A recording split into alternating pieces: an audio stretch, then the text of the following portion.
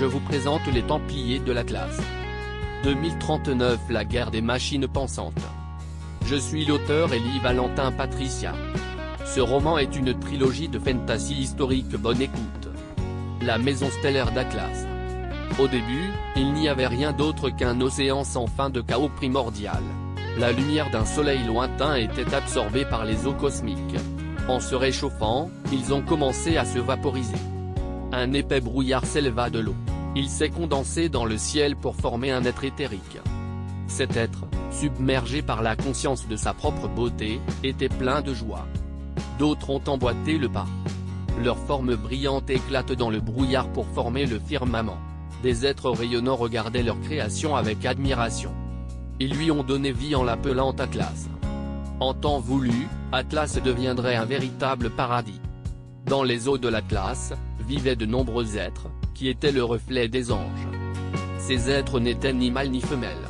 Ils étaient imprégnés d'une grande sagesse et de la connaissance de leurs ancêtres divins.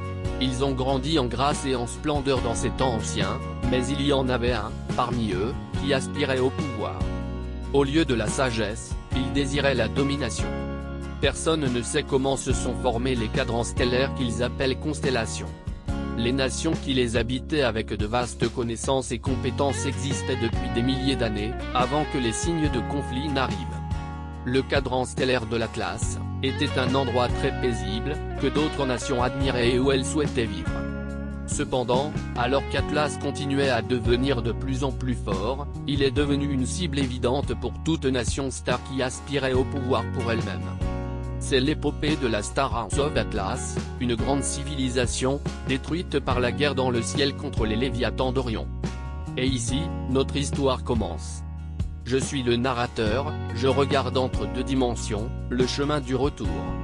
Je dois trouver le cristal bleu, qui peut me ramener. Si je le trouve, alors je peux retourner d'où je viens, ou là où je veux aller.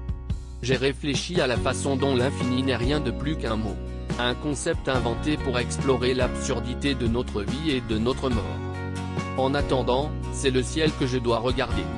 Un mur sombre où les 7 étoiles de la Grande Ourse, autrefois appelée la griffe du dragon, ou la maison des étoiles d'Atlas, la race des puissants Atlantes, s'illumine d'une lumière tamisée. Le ciel de l'Atlantide signifiait alors beaucoup. Mais quelque chose a renversé le cadran. Maintenant, c'est une obscurité qui nous divise et ne manque jamais de nous rappeler nos erreurs.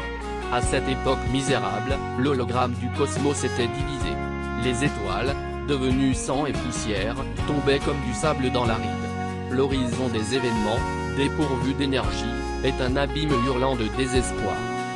Nous avons créé ce qu'il ne fallait pas penser, la mort. Je regarde. Je vois une masse de ténèbres où brillent des lumières qui embrasent la nuit.